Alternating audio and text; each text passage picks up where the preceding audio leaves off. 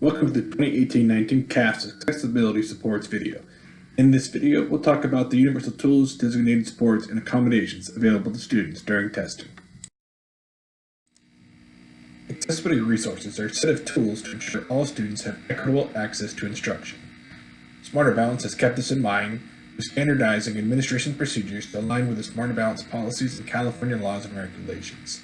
This helps streamline the process for identifying students, identifying needs, and a process for how we connect students to necessary resources. Accessibility supports come in three categories. Universal tools, which are available to all students and are used based on the student's preference and their selection. These include things such as strike-through and highlighter. Designated supports, which are available to all students but must be indicated as a need by an educator or parent guardian. These include things such as color contrast, glossary, or magnification. Accommodations that are based on an IEP or Section 504 plan, things such as American Sign Language or a scribe. The online assessments included embedded and non-embedded accessibility supports. Embedded supports are part of the computer administration. These supports are available automatically for the student and nothing needs to be provided to them outside of the computer system.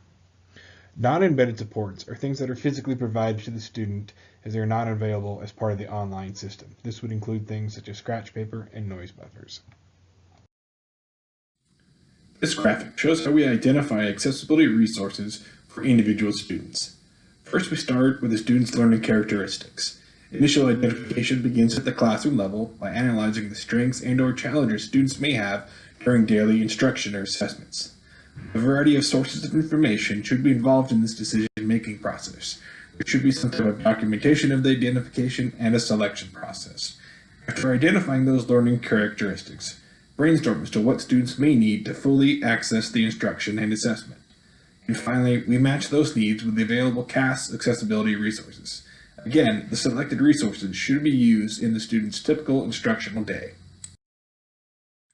A list of accessibility resources will be available in this course after you finish watching this video. These include the Matrix 1, these ELA math and science support charts, the Smarter Balance usability, accessibility, and accommodation guidelines. The process for tagging supports for students as follows.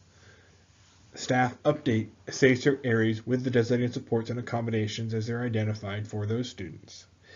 A file is then uploaded to the TOM system or is manually updated one by one for students in the system by a test site coordinator or the LEA CAASPP coordinator. That information is then rolled over to the test administrator interface and student testing site system. That process can take 24 hours to roll from TOMS to the test administrator interface. Students' test settings need to be verified prior to the students starting the test.